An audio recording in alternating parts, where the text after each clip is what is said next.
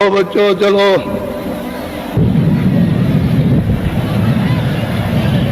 बच्चे और बच्चियों,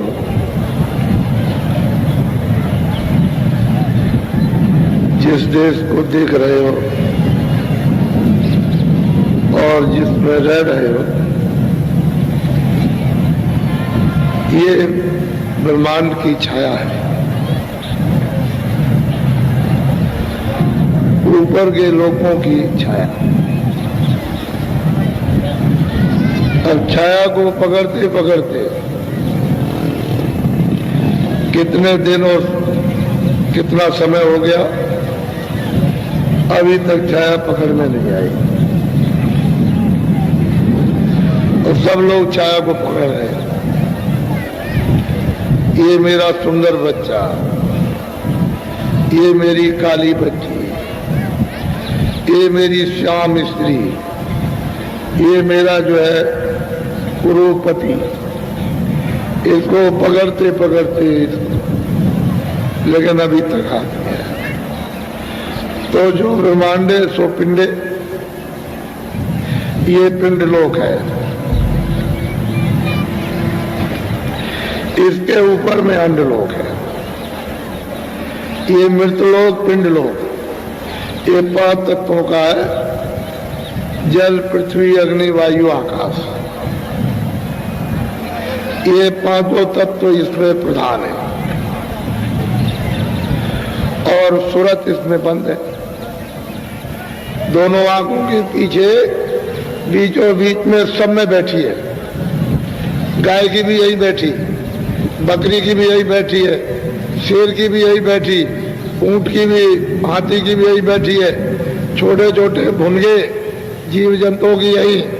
और सब में 2 आंख और 2 कान और 2 नाक, सब में। छोटा से छोटा जीव होगा उसमें 2 आंख 2 कान 2 नाक। ये आप अच्छी तरह से इसको फिर गहराई से देखने और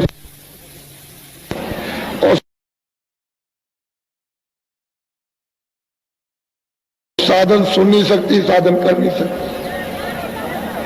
वो अभ्यास नहीं कर सकते, बैठ नहीं सकते, उनको मालूम नहीं कि अभ्यास क्या चीज है। आप अभ्यास कर सकते हो, बैठ सकते हो, लेकिन वो लंबा और वो सीधा, सबके यही बैठे इसी जगह पर। ये 5 तत्वों का पिंड लोक है, मृत लोक।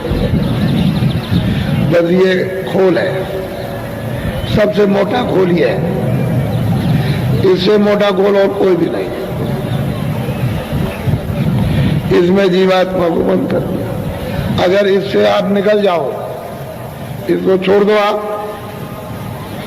और ऊपर चले जाओ, तो वो अंड लोक है, अंड की रचना। उसमें ये पिंड नहीं है, ये शरीर नहीं, जल, पृथ्वी, अग्नि, वायु, आकाश नहीं है। उसमें 10 इंद्रियां, चतुसंतागण, मन, बुद्धि, चित्त और अहंकार और रजोगुण, तमोगुण, सतोगुण, 17 तत्वों की वो लिंग सृष्टि। और वो जो स्वर्ग वैकुंठ, लिंग सृष्टि का स्थान स्वर्ग वैकुंठ है। उसमें इंद्रियां है, 10 इंद्रियां, चतुसंतागण, मन, बुद्धि, चित्त, अहंकार और रजोगुण, तमोगुण, सतोगुण। इसमें इस खोल में जीवात्मा बंद है, लेकिन इससे बहुत बारीक खोल है। ये जड़ है, वो ये जड़ इस तरह का नहीं है, लेकिन खोल तो खोल ही है। वो मतलब ये है कि मुलायम और मतलब है बारीक है, तो उसमें दिखाई देता है। लेकिन अब सवाल प्रश्न इस बात का कि वहां कोई साधना नहीं है। लिंग शरीर में रह करके कोई साधना नहीं। साधना होगी तो तो इससे जीवात्मा को निकालो पिंड से, इस खोल से 5 तत्वों के, तो फिर लिंग में चली जाए। उसमें बंद है, इसमें से निकलेगा तो लिंग शरीर है। और स्वर्ग वैकुंठ के परे जब शक्ति लोग, ईश्वर का धाम और उसके लोग जितने भी आते हैं वो सूक्ष्म लोग हैं। इनकी सबकी अलग अलग सीमा है। ये यहाँ तक है स्वर्ग, यहाँ तक वैकुंठ है, इसमें लिंग लिंग लोग है, देवलोक। इसके परे सूक्ष्म लोग, वो आद्या माँ शक्ति का और निरंजन भगवान का, और उसमें बहुत बात के लोग हैं, वो है सूक्ष्म लोग और 9 तत्वों का है। शब्द स्पर्श रूप रस गंध, शब्द स्पर्श और रूप और रस और सुगंधी, ये 5 ये, और मन बुद्धि चित्त और अहंकार 4 ये हो गए 9 तत्वों का। अब इंद्रियां छूट गई, रजोगुण समोगुण, रजोगुण सतोगुण तमोगुण, ये नीचे रह गया। ये रह गया लिंगलोक में, इंद्रिया निकलोक में रह गई, और सूक्ष्म लोक में ये नहीं है। तो वो आद्या मां शक्ति और ईश्वर का धाम, उसकी एक सीमा है, ये इतना ये सूक्ष्म लोक है। वो भी मतलब ये है कि छोटा मोटा तो नहीं है, वो भी एक तरह से तुम्हारे लिए अपार है। महापुरुषों के लिए तो कुछ नहीं है, लेकिन आपके शास्त्रों के लिए अपार। ऊपर में माया का लोक है, और फिर ब्रह्म का धाम, ईश्वर अलग है ब्रह्म अलग है, वो है कारण लोक।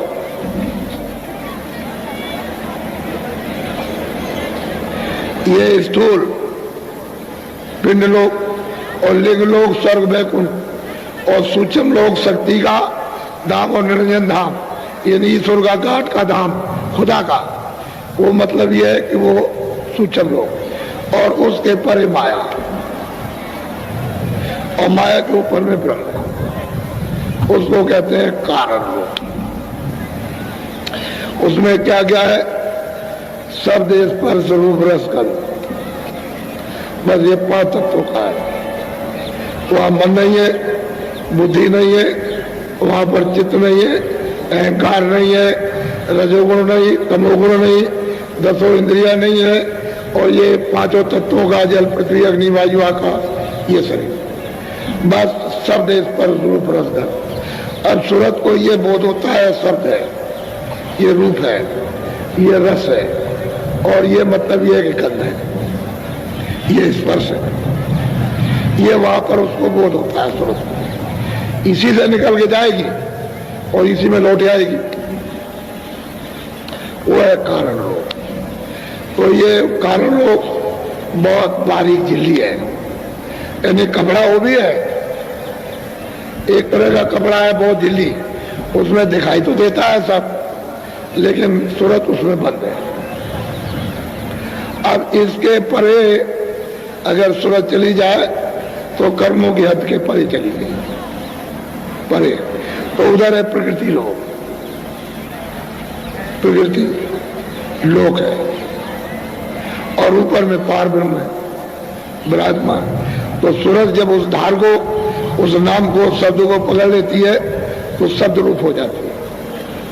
अब यही सूरत जो दोनों आंखों के बीचों बीच बैठी है, ये वहां जाकर के स्वयं शब्द रूप।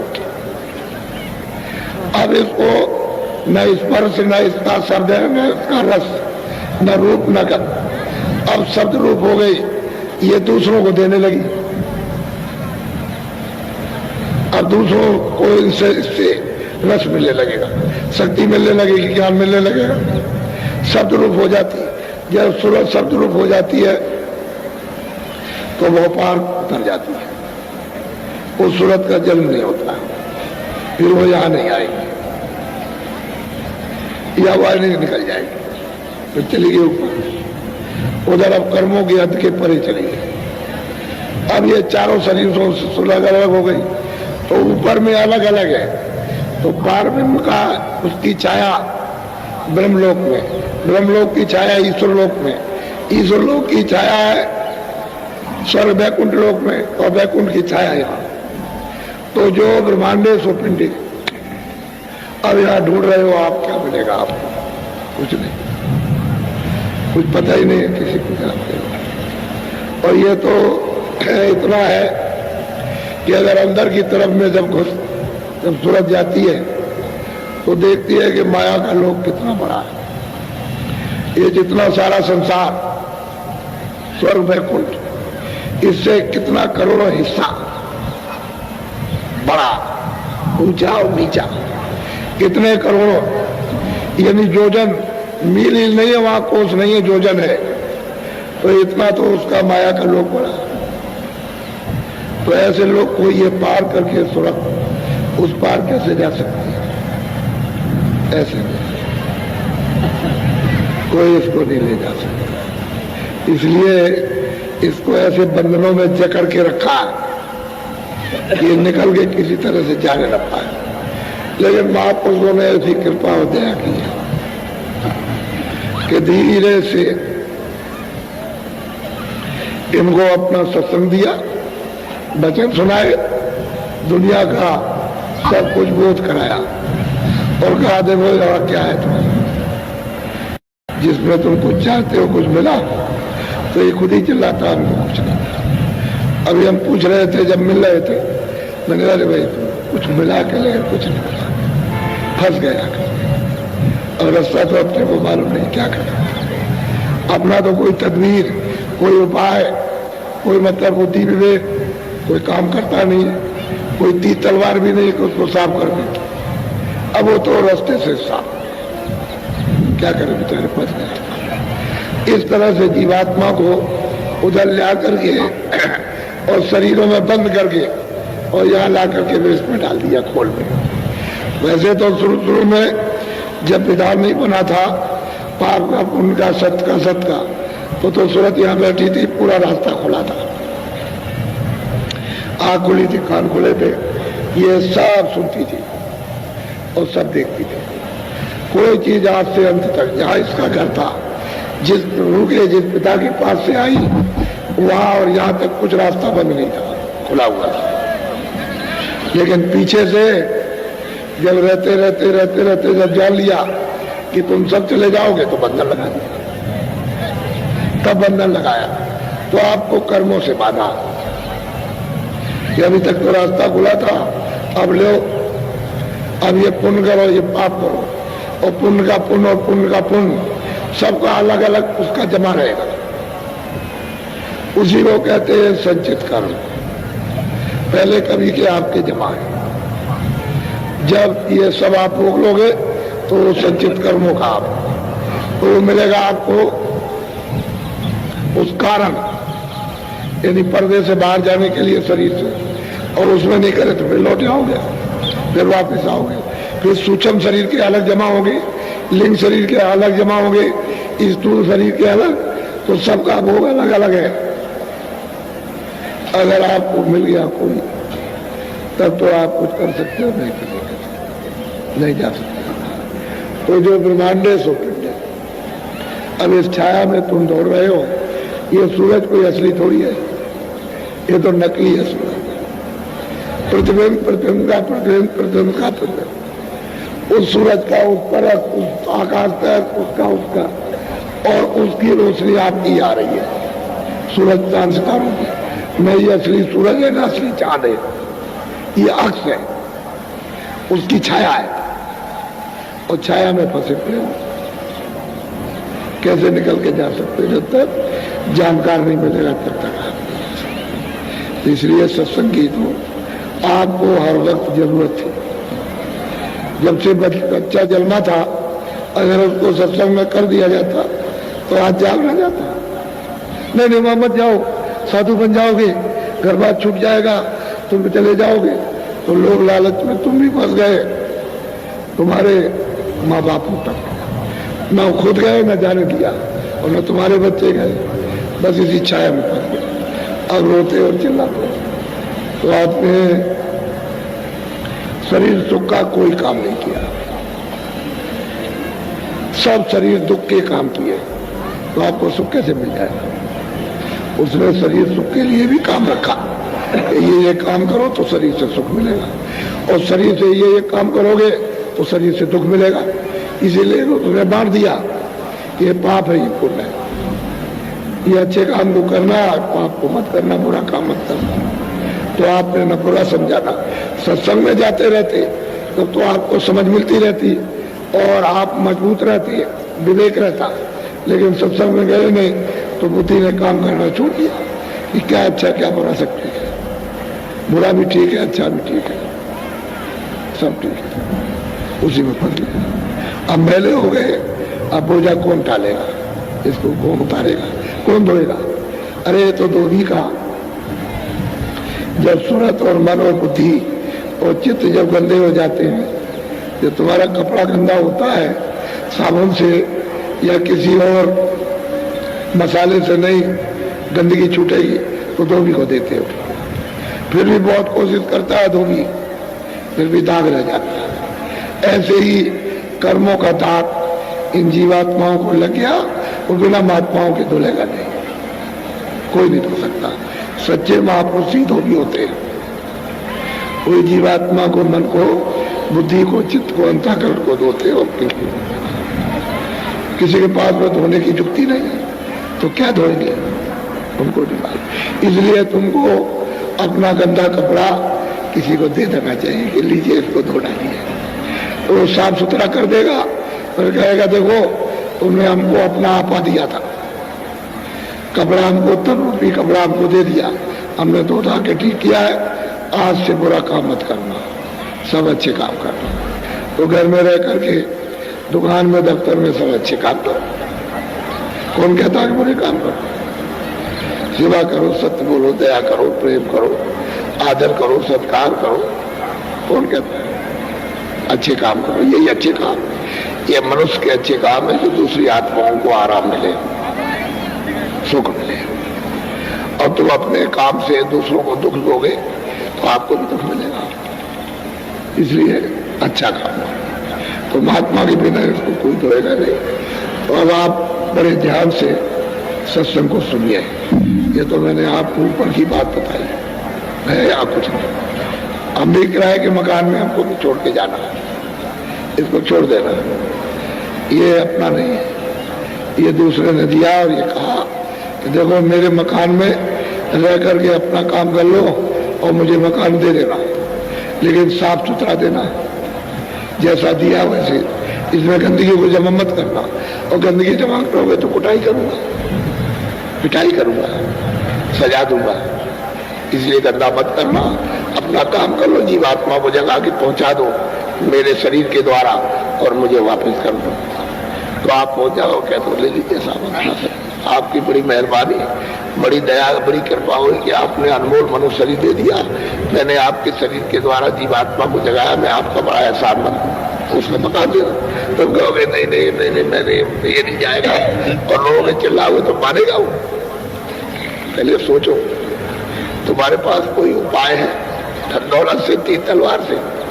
अगर ऐसा होता तो तलवार लेकर के, गोली लेकर के सड़क खाने खड़े हो जाते और कहते नहीं ले जा सकते, वैसे दिखाई देगा, फट से ले जाएगा, छोड़ नहीं सकता। तो आप बड़े ध्यान से सबको बोलो।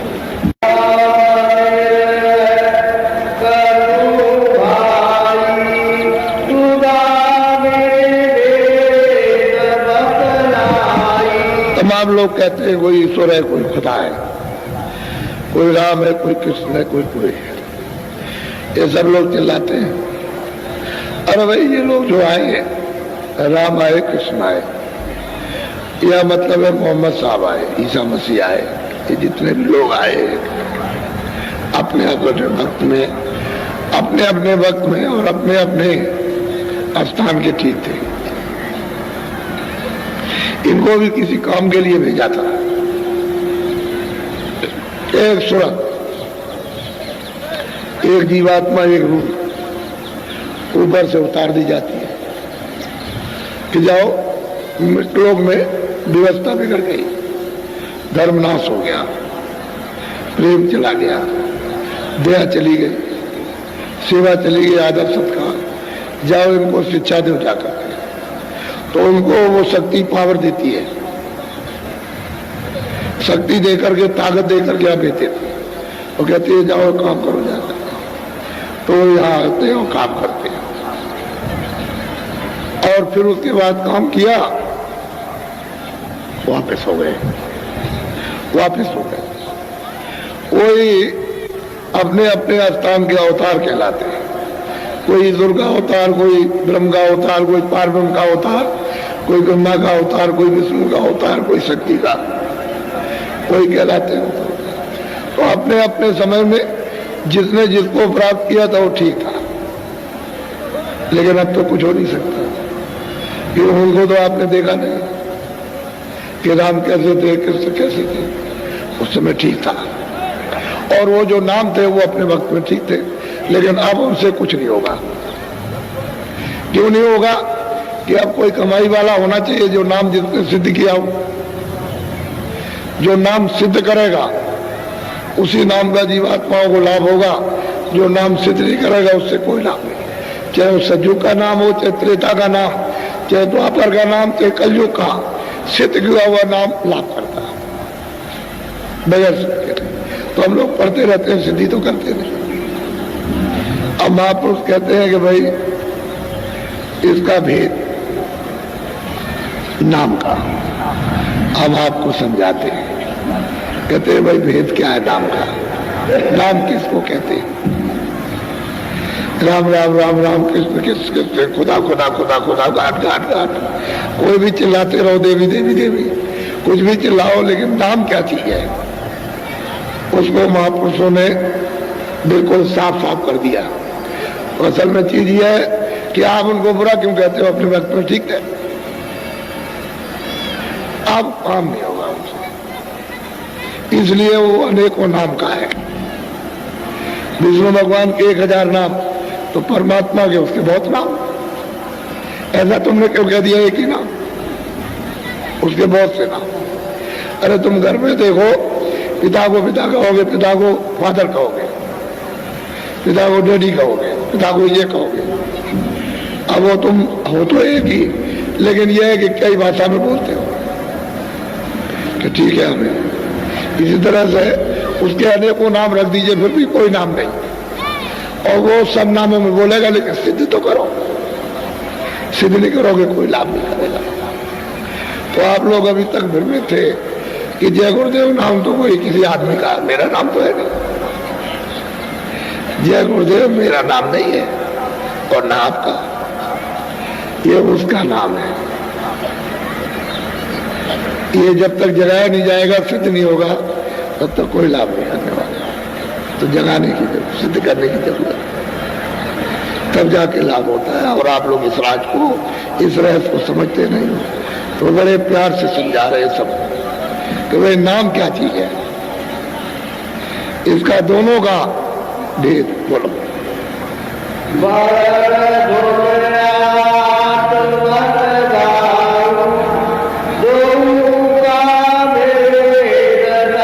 अब वो कहते हैं कि वर्णात्मक नाम, वर्णात्मक उसको कहते हैं जो जिह्वा से बोला जाए, कोई नाम हो, जो भी शब्द आप जिह्वा से बोलोगे वर्णात्मक। और ध्वनात्मक नाम है जो अपने आप हो रहा, वो जिह्वा नहीं बोल रही, वो अपने आप बोल रहा। वो तो चेतन की आवाज है, वो चेतन बोल रहा। और उसको कौन सुनेगी? सुरत। ये बुद्धि नहीं, सुरत। तो सुरत है चेतन, उसमें कान है, वो सुनेगी। तो जो जिह्वा से बोला जाए वो वर्णात्मक है, और जो अपने आप धुन आ रही है वो धुनात्मक नाम। तो असल में सुरत को कैसे दोगे?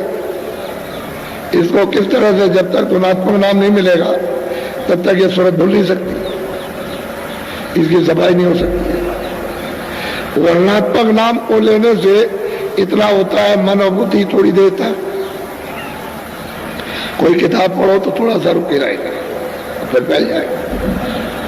तो मन बुद्धि चित्त अगर विवेक से पढ़ोगे, कोई भी किताब महात्मा की किसी की पढ़ो और विवेक से पढ़ो, तो मन और बुद्धि और चित्त है, ये आपके थोड़े बहुत रुकते हैं और शुद्ध होते हैं। लेकिन जीवात्मा पर उसका कोई असर नहीं। इनसे मदद ले सकते हो, लेकिन धुनात्मक नाम से सफाई होगी। जो अंदर कूड़ा कचरा जमा कर रखा है कर्मों का, वो बिना धुनात्मक नाम के जाएगा।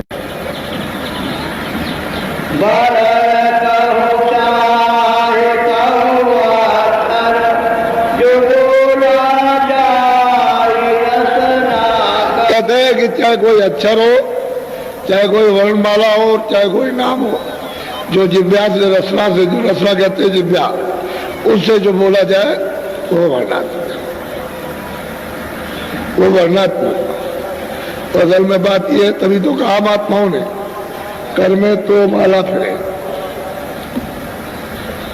ऐसे ऐसे बैठे हुए देख रहे हो, कर में माला फिरे, जी फिरे मुखमाए, मनुआ तो 14 फिरे। यह तो सुमरना है। ये जो आप वर्णात्मक नाम ले रहे हो, जिव्या से रसना से, कोई भी नाम आप लेते हो, इस तरह से लेते हो, ये कर कहते हैं ये उंगलियां काम करने वाली, इनमें माला घूमती रहती है। और मतलब यह है कि नाम जिव्या से लेते रहते हो और मनुआ चारों तरफ घूमता रहता है। ये वर्णात्मक, उससे क्या असर होगा? कुछ नहीं होता। माला भी घूम रही, गाली भी दे ली, माला भी घूम रही, बात भी कर ली, राम राम भी कर लिया और ये भी नाम ले लिया, वो भी। ये सुमरन नहीं, ये अपने आप को धोखा देना और समय खराब करना, ये सुमरन है। जो आप सोच रहे हो कि इससे हमारी सफाई हो जाएगी, इससे सफाई नहीं। बोलो।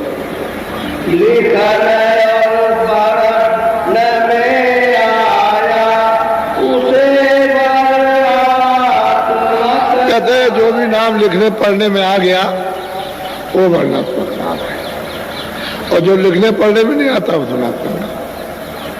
और उसको सूरत सुनेगी, वो चेतन है उसी काम से, तो जब तक वो नहीं जागती है तब तक नहीं सुन सकती, और जाग गई और कान खोल गए तो सुनने लगी।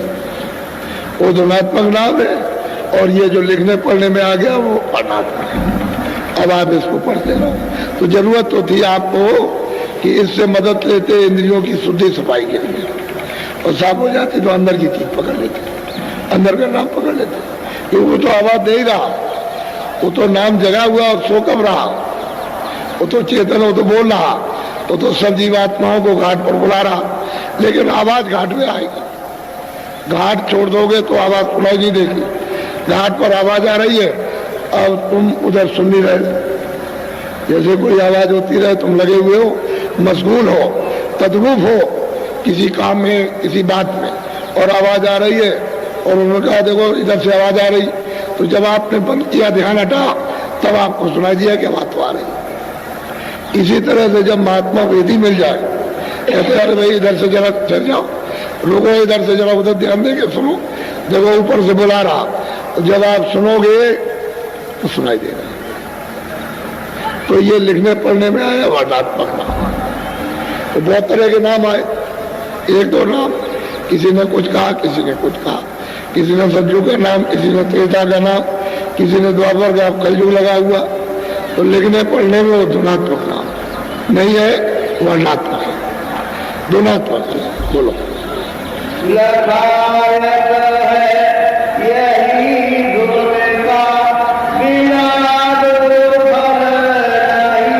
कहते हैं कि ये फल कब मिलेगा?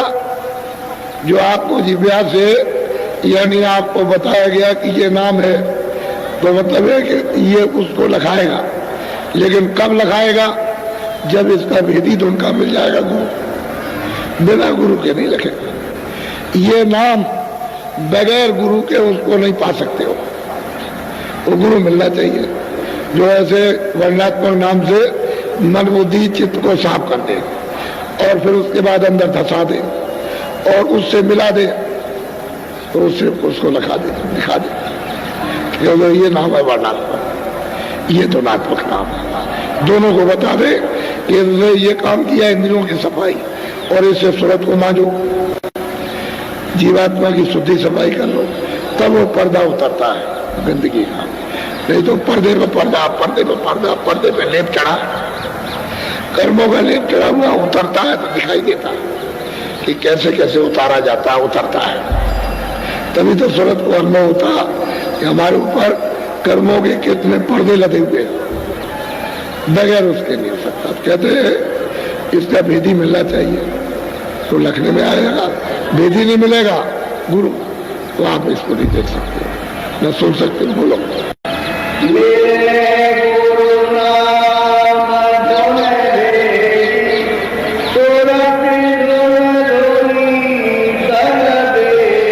कहते हैं अगर नाम का भेदी उस धुन को प्राप्त करने वाला, धुन को पकड़ के चढ़ के आने जाने वाला मिल जाए तो सूरत को सफाई कर सकता है। उसमें तो पावर है, उसके पास सब शक्ति है,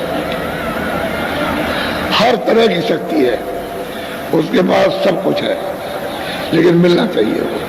वो नहीं मिलेगा तो ये काम नहीं।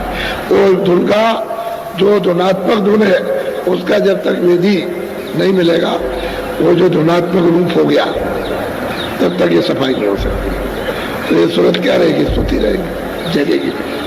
इसलिए घाट पर ये सूरत बैठी हुई है, अंतर घाट पर हाजिरी दो तो काम बनने लगे। और घाट छोड़ दिया, अब नीचे इंद्रियों के घाट पर बैठ गए। सूरत का घाट तो अंदर है, दोनों आंखों के सामने, उसी घाट पर हाजिरी दो, ठोको। ऐसे जब ऐसे ठोकोगे सूरत से, यानी कानों से और आंख से, तो आवाज देगा, और आंख से ठोकोगे तो आंख खुलेगी, दिखाई देगा। और जब तक दरवाजे पर नहीं पीटोगे तो दरवाजा खुलेगा नहीं। तो आप बार बार पीटते रहते इंद्रियों के घाट पर। वो इंद्रियों के घाट पर है, धुन तो इंद्रियों के घाट पर आ नहीं रही, धुन तो सूरत के घाट पर आ रही, जहाँ सूरत बैठी हुई है उस घाट पर धुन आ रही, तो वो आपका छूट गया। अब बिना भेदी के, बिना जानकार के ये नहीं हो सकता। वही सूरत को जोड़ेगा नाम के साथ, उस धुन के साथ, जो धुनात्मक धुन है उसके साथ जोड़ देगा। उसमें चेतनता है, वो शक्ति और आकर्षण है, तो इस तरह से खींचता है। तो इसी यानी मनुष्य शरीर से जीवात्मा को निकाल के बाहर कर देगा। बाहर हो जाती है शरीर, जैसे मौत के वक्त में शरीर से जीवात्मा बाहर निकल जाती है, ऐसे ही साधन के वक्त में बाहर निकल जाती है। इसको छोड़ देती है ढांचे को और ऊपर चली जाती है, और वहां घूम घाम कर सब कुछ देखकर, सब कुछ अनुभव करके फिर वापस आ जाएगी। लेकिन शरीर को कोई छेड़ नहीं सकता, उस शरीर की पूरी रखवाली रहती है, उसको कोई छू नहीं सकता। बोलो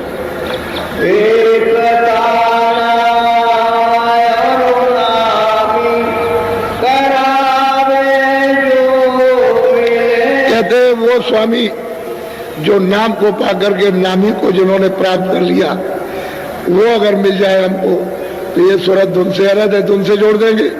धुन है नाम, जहां से आवाज निकल रही है वो तो नामी है।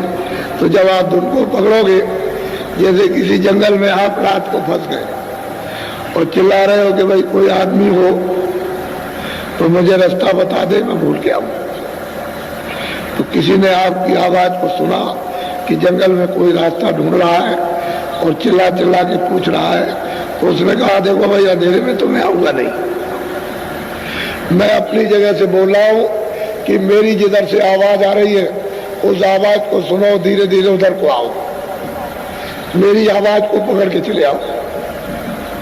तो जिधर से आवाज आ रही उसको सुन रहा और धीरे धीरे उधर चल रहा, धीरे धीरे उधर चल रहा, आवाज को पकड़े हुए चला रहा।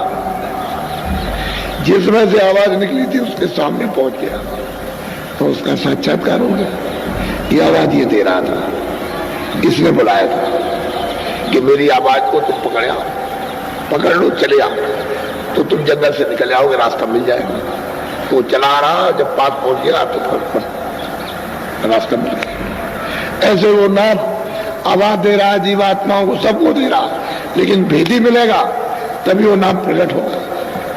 भेदी नहीं मिलेगा तो नाम प्रकट नहीं होगा, तो आप उसको पकड़ नहीं सकते। आवाज दे रहा तो नाम है सब जो आवाज आ रही है, और जिसमें से निकल रहा वो नाम ही है। तो जब आप पकड़ के जाओगे और उस मंजिल पर पहुंचे तो जो भी उस मंजिल पर बैठा हुआ स्थान पर उसका साक्षात्कार हो जाए, तो है नाम।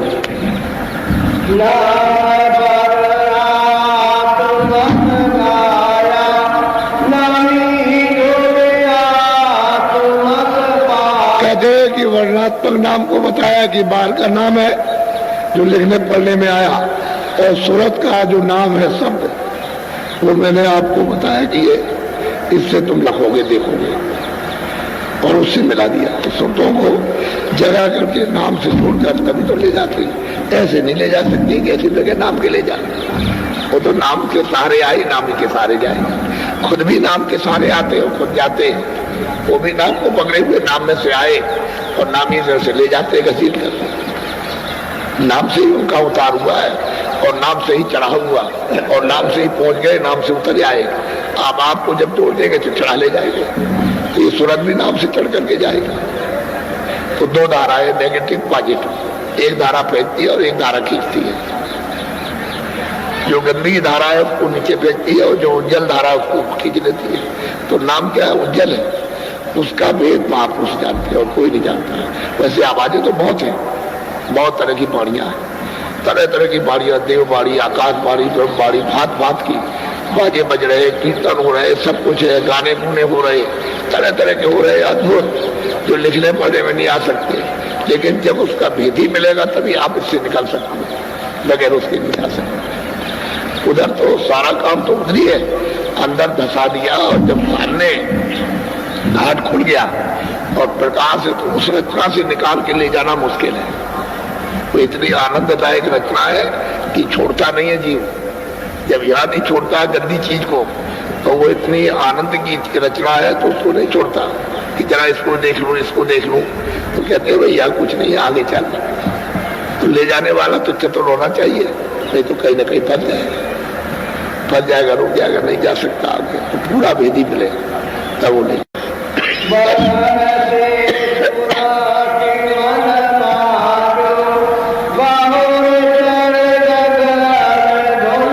कहता है कि वर्णात्मक नाम को लो, लेकिन महात्मा के द्वारा, जगे हुए पुरुषों के द्वारा वर्णात्मक नाम को लीजिए, उसको साफ कीजिए मन बुद्धि चित्त कर, और फिर जो भेद बता दे उस सूरत से उसको साफ करो, नाम के साथ जोड़ करके उसकी सफाई करो। तो तुम मेहनत करो, कुछ वो करेंगे, ऊपर से दया रहेगी, ऊपर से वो कृपा कर रहा। जब वो महापुरुष मिल जाते हैं तो दया सीधे आने लगती है, नहीं मिलते हैं तो पता नहीं चलता कि दया किसका नाम, तो नहीं जगेगी। तो उस नाम से तो जीवात्मा की सफाई होती है और फिर जोड़ देते हैं उसके साथ। जैसे ही, क्योंकि ये सूरत उस शब्द ही का एक जर्रा है, ये उसमें मिलना चाहती है लेकिन उसको मिलता नहीं है, इसलिए वो भटक रही चारों तरफ। जब उसको धार मिल गई अपनी तो फिर छोड़ती नहीं है, फिर तो उसमें ताकत आ गई, शक्ति आ गई, उसके अंदर ज्ञान आ गया, फिर वो फंस नहीं सकती, इससे निकल जाएगी। तो शब्द की धार को पकड़ के जब वो ताकत पा जाती है तो मन बुद्धि चित्त फिर कुछ नहीं कर सकती, फिर ये फीके हो जाते हैं, क्योंकि इसमें तो कोई रस है नहीं। जब आनंद उसको मिला तो ये सब रस फीके हो गए। मन इधर क्या तो करेगा, मन तो ऊपर से आया हुआ, वहां से उसको जब आनंद मिला तो चुप हो गया, कुछ नहीं बस। तब जाकर के सूरज सत्य के साथ जुड़ती है और फिर चढ़ती है, तब जलवा देखती है, तब दृश्य देखती है, क्योंकि वो तो अद्भुत अद्भुत रचना ऊपर। बोलो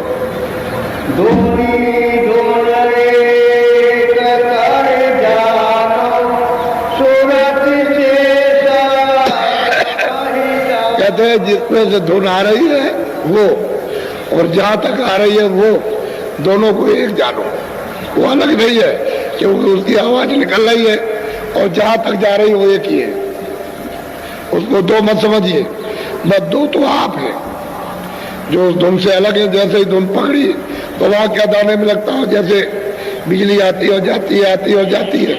ये तो बिजली कुछ नहीं आ रही जा रही, सूरत की चाल इस तरह से हो जाती है, आएगी जाएगी आएगी जाएगी, क्षण में जाएगी क्षण में आएगी, इस तरह से। तो कहते हैं उसको एक जानो, पर वो भेदी गुरु मिलना चाहिए, जानकार जिसने इसकी कमाई की है, जो शब्द रूप हो गया। बिना शब्द रूप के कोई इस राज को जान नहीं सकता। तो आपको क्या करते? अरे भाई उस समय पर आपको बताते तो सब बोया हुआ सब बेकार हो जाता, लेकिन धीरे धीरे धीरे धीरे आपके पीछे लगे रहे और यहाँ तक ले आए कि अब सुनने को तो तैयार हुआ। अब सोचने लगे कुछ करना चाहिए, मनुष्य जीवन बेकार जा रहा है और जो चला गया वो तो खत्म, वो तो लौट के आना नहीं। जो आज का दिन खत्म हो जाएगा कल नहीं आएगा, जो पीछे की आपकी आयु खत्म हो गई लौट के आनी नहीं है। अब जो आगे बाकी रह गए उसी में कुछ काम कर, तो उसमें क्यों नहीं करते? आपको सुलभ रास्ता, सीधा आसान, मदद करने को तैयार हूं, अंदर से भी बाहर से भी। तो थोड़ी सी तुम कम से कम थोड़ी मेहनत करो, निमित्त मांग, थोड़ी आप करो, थोड़ी मेहनत हम करें, जल्दी से वो काम हो, शुद्धि सफाई हो जाए, घाट खुल जाए, तभी तो आप चल पाओगे। उधर तो मैदान खुले हुए, उधर तो कोई बंधन तो है नहीं, उधर तो ये तो रोशनी कुछ नहीं है, ये क्या है, कुछ भी नहीं, ये तो उसकी छाया है। जो उधर है वो तो क्या वर्णन किया जाए, क्या आपको बताएं। लेकिन इनमें से जो बैठ के देखते हैं वो कहते हैं जो मेरा जीवन बेकार, होते बेकार चला गया। अरे भाई वो तो चीज ऐसी है, जीवन बेकार गया, इसमें लगे पड़े रहे आप, इसमें बर्बाद हो गए, कुछ नहीं रहा, नाश कर दिया अपने समय को।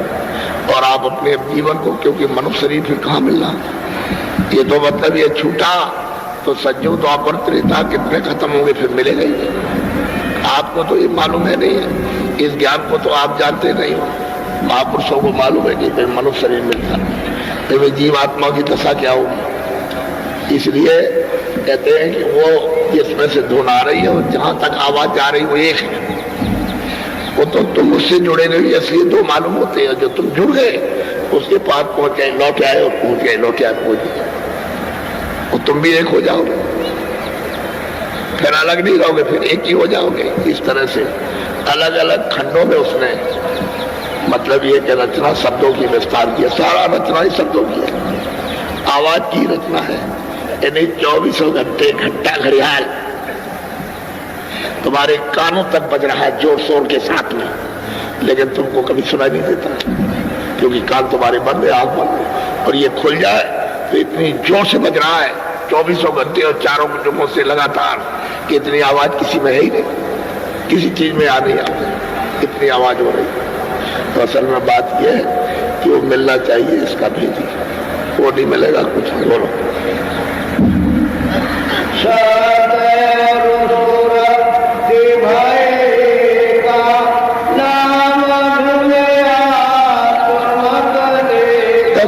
सूरत और शब्द जब एक हो जाते हैं तब फिर अनुभव में आता है। तो यही सूरत शब्द में लय होकर के तमाम ब्रह्मांडों को देखती है। एक दो ब्रह्मांड नहीं, अनंतों ब्रह्मांड है। उस सतपुरुष ने सतलोक से अनेकों अनंतों ब्रह्मांड बना रखे और खचाखच जीवात्माएं भरी हुई है उनमें, कोई जगह जरा सी भी खाली नहीं है। यहाँ तो खाली मालूम होती है, लेकिन वहां कहीं भी सारा खेल जीवात्माओं का है। यानी पलक के मारते महल तैयार कर दे, इतना बड़ा महल जितना सारा संसार है, इतना बड़ा एक पलक के मारिए अब तैयार हो गया। और एक पलक मार दीजिए पूरा का पूरा महल खत्म, सारा चेतन उठागा। बोलो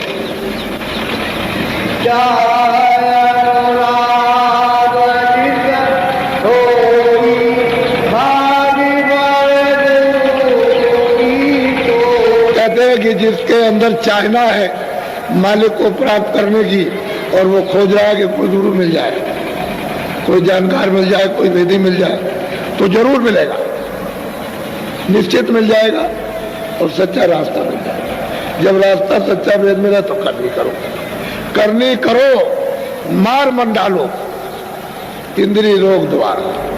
कहते इंद्रियों को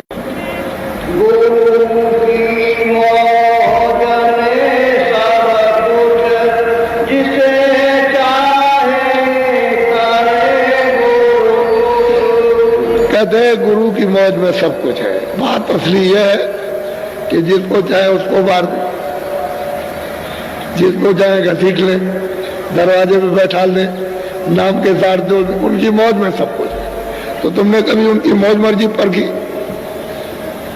जो मन में आया, जो बुद्धि में आया, वो काम करते रहो, चलाते रहे।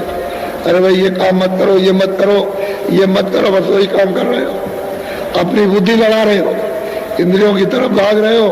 और जो देना देना चाहते हैं उनकी कभी मौज मर्जी तुमने कभी परखी, कभी मौज ली उनकी? उनकी मौज तो वापस ले जाने की है, तुम्हारी मौज है फंसने की। तो कहते हैं उनकी मौज मर्जी में सब कुछ, जिसे चाहे उसे उबारे।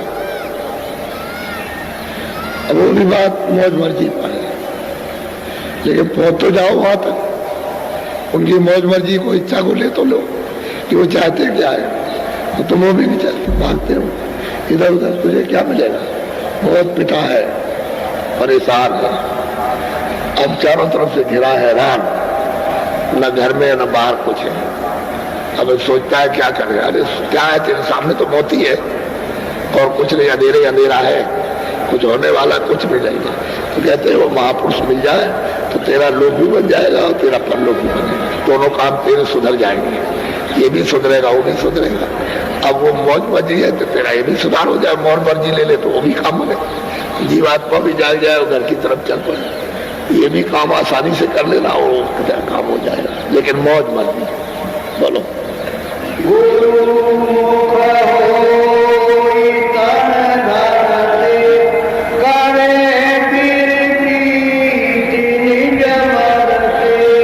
कहते हैं भाई गुरु क्या करते हैं, वो तन मन धन, कहते हैं कि भाई ये तुम फंसे हुए हो उसमें, तन मन धन ले आओ इधर, इसकी शुद्धि सफाई करते हैं तो इसी को काम में लो।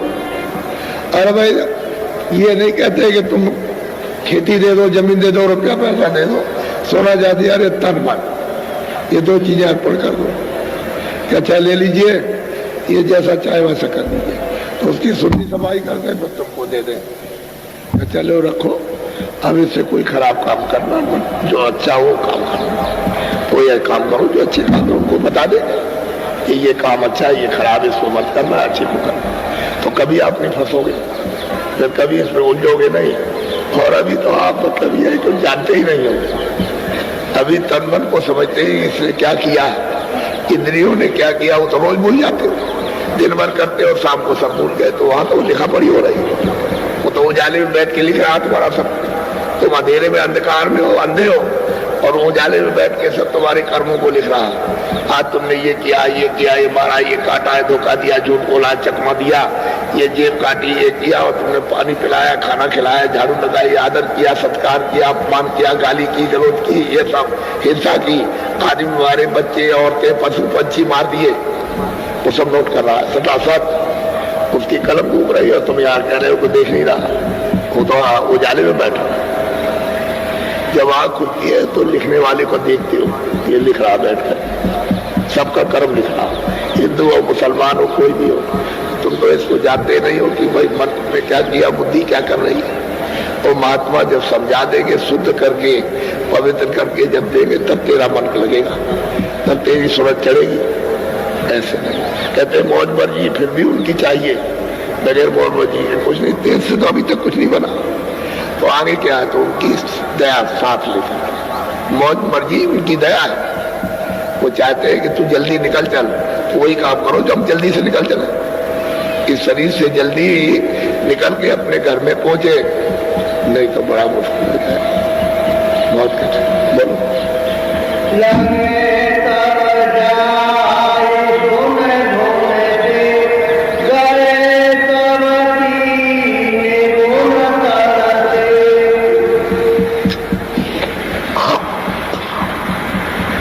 यही मन बुद्धि चित्त को जब साफ कर देते हैं तो ये इस पर जाग करके तुमसे लग जाती है, हर वक्त 24 घंटे सुनती है, उसको पकड़े रहती है, रात को भी दिन को भी। तुम तो ये समझते हो कि वो सो गया, उसी धुन में सो गया, उसमें लग गया, उसको तो शरीर का कोई ज्ञान नहीं, निकल गया। तुम्हें समझ रहे हो सो रहा, और वो सूरत शब्द के साथ जुड़ करके निकल गई, कुछ मालूम ही नहीं होता, सो रहे हो, ये होता है। तो गुरु क्या करेंगे, तन मन को मांझ देंगे, साफ कर देंगे और धुन के साथ जोड़ देंगे सूरत को।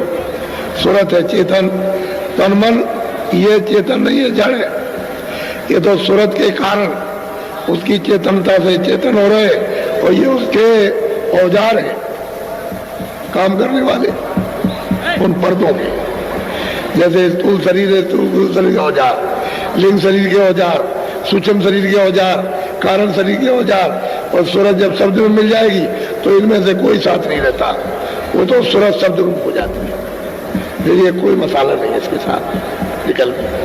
बोलो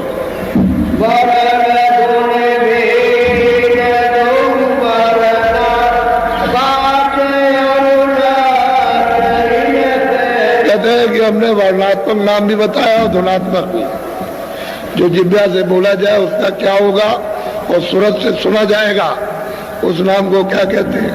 कहते हैं दोनों का अलग अलग बता दिया। लेकिन जो जानकार, जो पूरे होते हैं महात्मा महापुरुष, उनसे नाम फिर आप लीजिए, वो कमाया हुआ नाम है, सिद्ध किया हुआ, वो नाम लाभ करता है। मन बुद्धि चित्त को, इंद्रियों को साफ करना है। जब शुद्धि सफाई करेगा तो अंदर में आप जल्दी से काम कर लो। फिर सूरत को शब्द के साथ जुड़ करके उसको बाजना है, ये सफाई पर्दा उतारना, गंदगी। यदि गंदगी ऐसे जाती है जैसे आंधी आई, तमाम बालू उड़ी और दूसरी जगह ढेर जमा हो वहां जाकर। इसी से मालूम कर लो कि पृथ्वी क्या एक बालू है। जब हवा चलेगी तो सारी बालू उड़ जाएगी। ये पहाड़ कुछ नहीं रहते, एक भी पत्थर नहीं।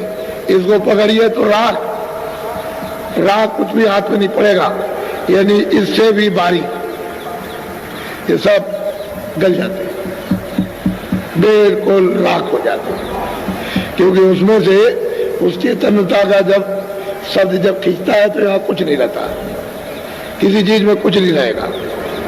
पृथ्वी में कुछ नहीं रहेगा, अग्नि में कुछ नहीं, पानी में कुछ नहीं रहेगा, आकाश में कुछ नहीं रहेगा। सात चीज एकदम सूख करके बिल्कुल ऐसे, देर नहीं लगती है। ऊपर से आसमान से अगर आवाज घंटे और संगी निरंजन भगवान बंद कर दे तो पलक के मारते थे ये सारा संसार खत्म होगा। एक ऐसे पलक मारिए खत्म, क्योंकि उन्हीं की आवाज पर तो ये टिका हुआ था।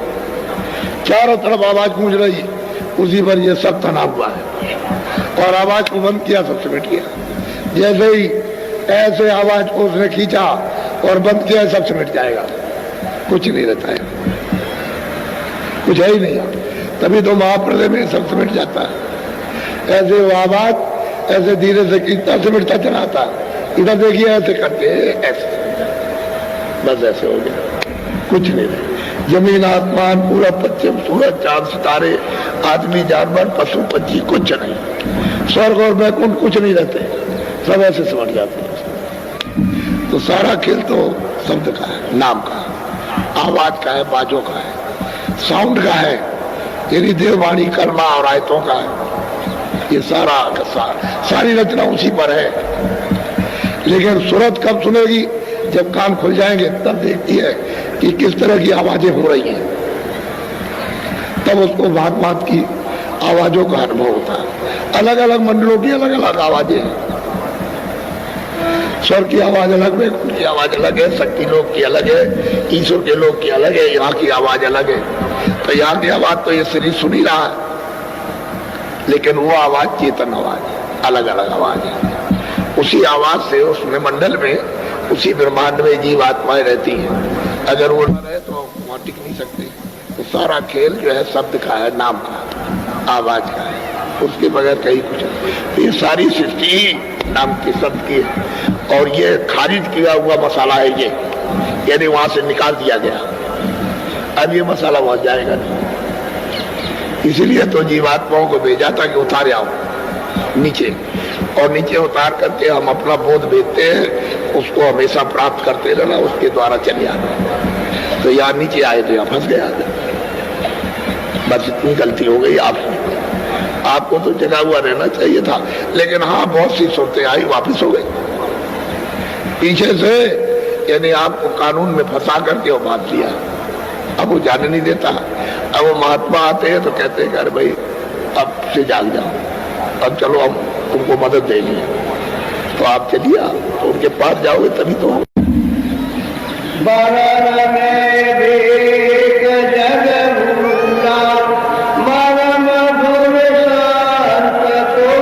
कहते भाई वर्णात्मक में तो जगत भूल गया, पढ़ते हैं उसको, सुनते हैं ये नाम है, ये नाम है, ये नाम, और मतलब ये कुछ नहीं, उसमें भूल गए।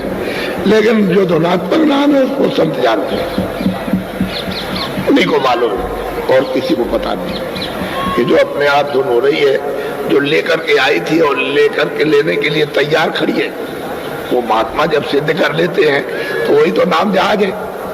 नाम नौका उस पर सवार हो, बहुत सागर से उतर क्यों आप जन्मों मरो, क्यों 84 और क्यों नरकों में जाओ, पार उतर जाओ। यही मनुष्य शरीर पार उतरने का है। जितने लोग आए वो मरने के पहले पार उतर गए, पार उतारा। जैसे गोस्वामी जी आए, नानक जी आए, रैदास जी आए, ऐसे मीराबाई और फिर तमाम लोग आए इसी कलयुग में 700 वर्ष के अंदर, तो तमाम जीवों को पार उतार दिया। ऐसा थोड़ी कि ऐसे ही आए चले गए, ऐसे भी पार उतार। इसलिए बड़े सौभाग्य तुम्हारे कि तुम ऐसे स्थान पर ये मान करके आए हो कि चलो वही कुछ ले आएंगे। ये तो हम जानते हैं कि आपको तकलीफ है, हमको सब मालूम है, बहुत कष्ट है, तरह तरह के भांत भांत के कष्ट हैं, और तुम्हारे कष्टों को कोई सुनने वाला है ही नहीं। जो तुमको पड़ोसती है और राज की जो कुछ भी पीड़ा है उसको कोई सुनने वाला नहीं।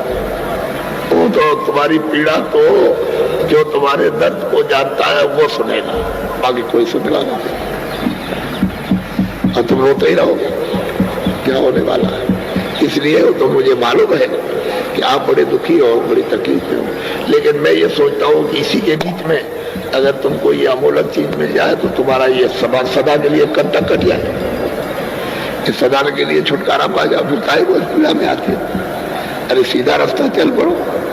तो जो भजन करते हैं उनका बाहर से भी संकट हल्का हो जाता है, दुख जाता है, तकलीफ जाती है। जब भजन करोगे सच्चा तो तकलीफ जाएगी, भजन करोगे शक्ति प्राप्त होगी, भजन करोगे आनंद, और भजन करोगे तो सूरज जाग जाएगी, भजन करोगे शरीर से निकल के चल पड़ोगे। तो भजन करने से बड़े लाभ लोक के परलोक की, इधर का भी सुधार उधर का भी सुधार। और नहीं तो समझदार हम बोलो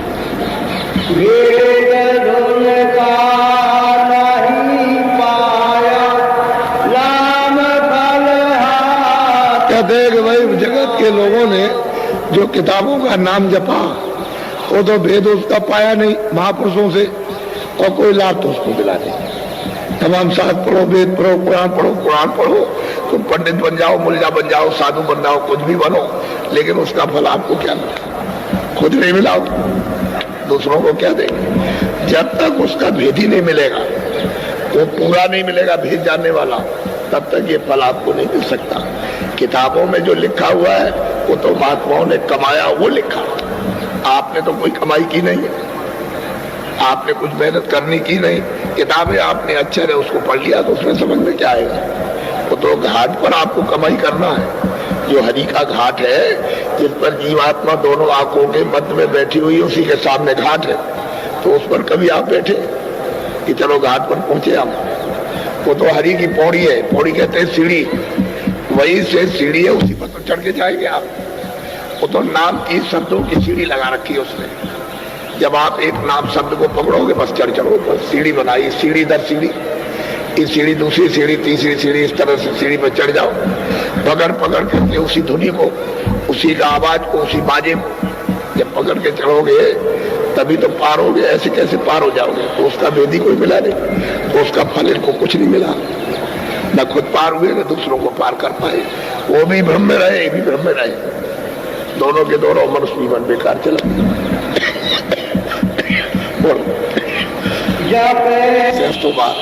लेकिन आंख तो तुम्हारी खुली नहीं।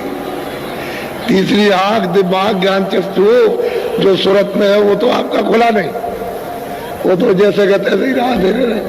तो आपको लाभ क्या हुआ?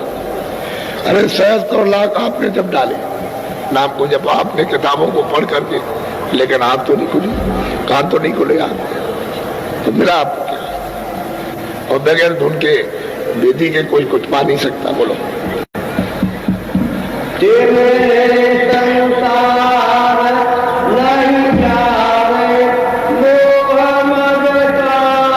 अब ये संसार का तिमिर यानी अंधकार कैसे आपका जा सकता? फिर जब अंधकार नहीं जाएगा तो काम क्रोध लोभ मोह अहंकार नहीं छूट सकता। कभी काम, कभी क्रोध, कभी लोभ, कभी मोह, कभी अहंकार ही आपको दर दर पटकेंगे और गिरा देंगे आपको। ये तो जाएगा नहीं। क्यों?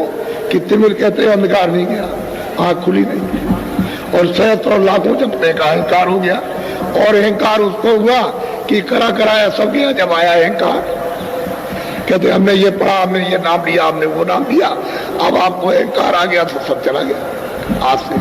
अब वही है काम क्रोध लोभ मुझमें बरत हो। अब अगर कोई कुछ कह दे तो क्रोध करते हो। तुमने देखा नहीं कि बाबा जी को लोगों ने बहुत कुछ कहा, किसी ने गाली दी, कुछ ने कुछ कहा, हमने कुछ कहा भी? आपने तो बहुत बुरा भला कहा कि अपने को जय गुरुदेव कहते हैं, हमने तो कभी नहीं कहा जय गुरुदेव। जय गुरुदेव तो वो है, हमारा तो नाम जय गुरुदेव नहीं है, आपका भी नाम नहीं। तो आपने तो उल्टी सीधी बात की, हमने कभी आपसे कुछ कहा? कभी नहीं। हमने तो प्यार किया आपसे, कभी कोई बात नहीं की। यदि क्या नहीं आपने कहा, जो आपके पास शब्द नहीं है उसको भी आपने कह दिया, तो हमने तो आपके लिए कुछ मन नहीं खराब किया। वो तो आपका मन है, आपकी बुद्धि है, आपका चित्त है, आपने जो आपकी इंद्रिया है, आपके आंख और कान है, उससे जो कुछ आपने किया वो तो किया, लेकिन हमने तो आपके लिए कुछ बुरा नहीं सोचा। देखो जो विचार, हम तो ये सोचते रहे भाई, जब जग जाओ जब ही जग जाओ, जब चेत जाओ जब ही चेत जाओ, जब समझ में आ जाए जब ही आ जाए। हम तो आपके पीछे लगे रहे और उसका परिणाम ये हुआ आपके सामने है कि आप सुनने के लिए तैयार तो हो गए कि भाई जीवन चला गया, अब तो कुछ करना चाहिए। बात तो सही है। इसी का तो आपके यहाँ 7 दिन का, यहाँ दूसरा और कोई काम नहीं, और इसी काम के साथ सब काम है। घर गृहस्थी का भी काम, दुकान दफ्तर का भी सब काम। अगर इसका सुधार हो गया तो सब चीजों का सुधार हो जाएगा। एक ही साधे सब सदे, और सब साधे सब जाए। अगर तुमने इसको नहीं साधा तो ये सब कुछ नहीं सदेगा, सब बराबर पीरान हो जाएगा पूरा का पूरा। तो एक के साथ में सब सच जाएगा। गृहस्थी भी बन जाएगी, काम भी बन जाएगा, खेती का काम, दुकान का काम, दफ्तर का काम, सब काम हो जाएगा एक को साधो।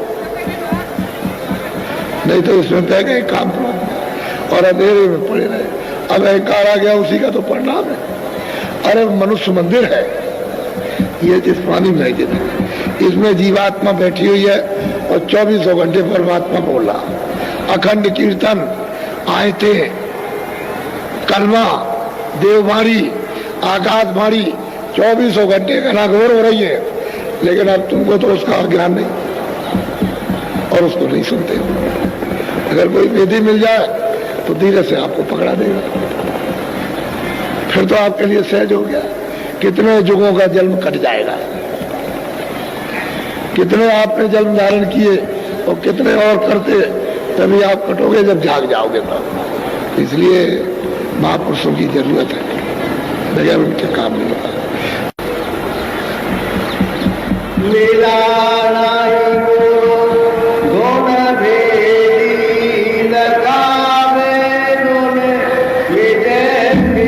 कहते हैं कि धुन का वेदी जब गुरु नहीं मिला तो कौन मतलब ये लखाएगा उस धुन को जिससे खेद मिट जाए, जिससे तकलीफ मिट जाए, जन्म मरण मिट जाए, 84 का चक्कर मिट जाए, नरकों की यात्राएं खत्म हो जाए। धुन का जब वेदी मिलेगा तब ये चक्कर कटेगा दुखों का, नहीं चक्कर नहीं जा सकता। जानकार होना चाहिए। बोलो, ये महात्मा सब कुछ। अब इनसे ये तो रतन है। अब आपको तो ये मालूम नहीं, अगर मैं वैसे बोलने लगूं तो आप कहोगे अपने पास से कोई चीज कर रहे हो, तो मैं कोई चीज क्यों, मैं तो प्रमाण दे दूं आपको, 1 नहीं 1 लाख।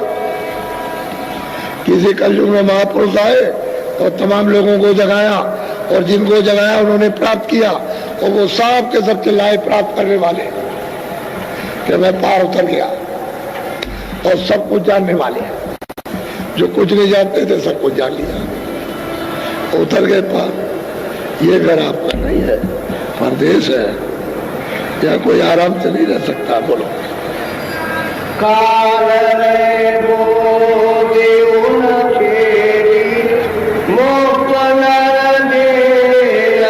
अब कहते हैं कि कर्मों के बसीभूत होकर काल ने उनकी बुद्धि को भ्रमित कर दिया, ठोक ठोक करके, और कहते हैं कि हमने लाख और सहस्त्रों बार यानी नाम जप लिया, लेकिन आंख नहीं खुली, रहे संशय भरम में। तो बुद्धि खुद ठोक डाली और घसीट करके लिए जा रहा, वो ले जाएगा वहां 4 खानों में 84 लतियों को, वहां बंद करेगा और फिर सख्त सजा देगा। तब आप क्या कर सकते हैं? बोलो, दया करे संत को हरावे, जरा नहीं चिल्लाते हैं, दौड़ाते, आवाज देते हैं कि मनुष्य जीवन जा रहा, अरे जीवात्माओं की रक्षा करो, ये मनुष्य रूपी मंदिर है, इसमें जगाओ और जल्दी से इसको पार उतारो। तो जरा भी चित्त में नहीं देते, उधर ध्यान नहीं देते, सोचते नहीं बुद्धि से। कोई कितना चिल्ला रहा, आवाज दे रहा। अभी देखो गुरु पूर्णिमा हुई थी कुंडा में, पहले उधर गोरखपुर में, फिर बस्ती में, फिर इधर में आपके कुंडा में, फिर आपके उधर निगोआ में, फिर आपके त्रिवेणी संगम पर प्रयागराज में। अभी गुरु चिल्ला रहे हैं आप, अरे कुछ कर लो, कुछ कर लो, अरे कुछ ले लो, ये 100 अवसर नहीं मिलेगा। और देखो इतने बीच में कितने आदमी चले गए। उनसे कहा था कि तुम 2 महीने 4 महीने में चले जाओगे, उसी के अंदर कुछ प्राप्त करो, सुनते रहे। इससे ये मालूम हुआ कि उनकी बुद्धि को काल के कर्मों यानी इस देश के कर्मों ने छेद डाला, छेदन कर दिया। छेदन का मतलब भेदन कर दिया, नष्ट कर दिया, संशय में डाल दिया, इसलिए कुछ नहीं करते। और संत को हराते चिल्लाते हैं, भाई जा रहे हो डूबने, जा रहे हो डूबने, अरे उतर जाओ पार, अभी समय है। तो सुनते नहीं। बोलो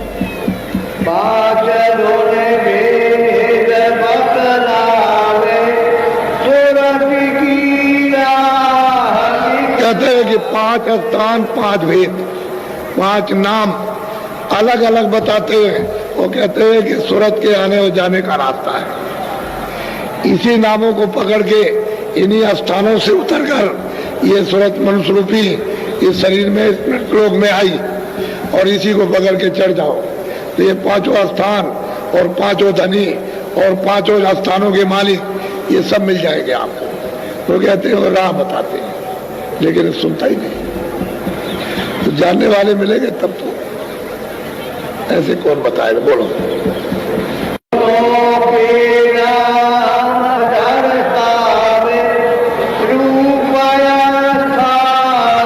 कहते हैं कि दोनों के नाम कि उनकी ये आवाज उसकी है, ये आवाज है, ये उसका रूप है, ये उसका स्थान है, सब दर्शाते, सब बताते।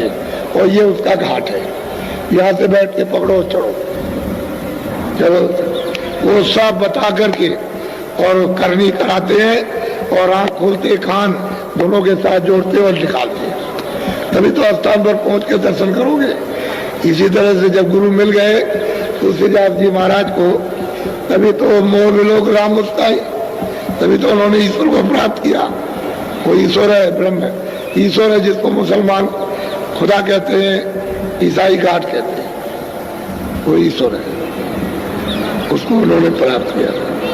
ब्रह्म को भी गुरु ने बताया था, ब्रह्म को भी प्राप्त किया, पार ब्रह्म को भी प्राप्त किया, और उस सत्पुरुष को भी प्राप्त किया।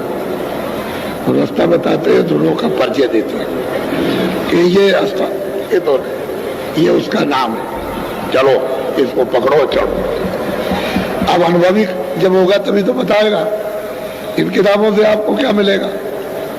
अनुभवकार बताएंगे, अनुभव नहीं होगा तो कुछ बता नहीं सकते। बोलो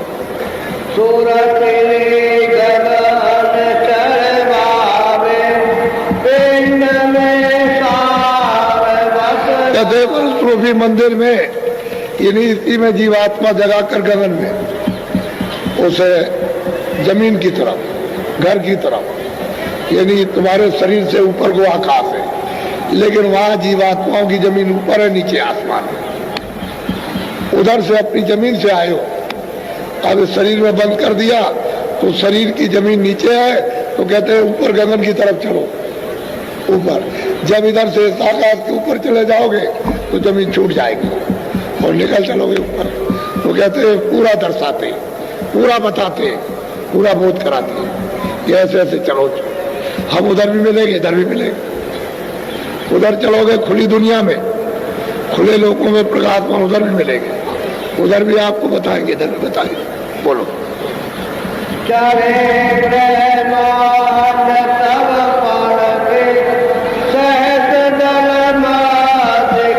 कहते हैं कि जब उधर चढ़े तब ब्रह्मांड परखेगा, तब देखेगा।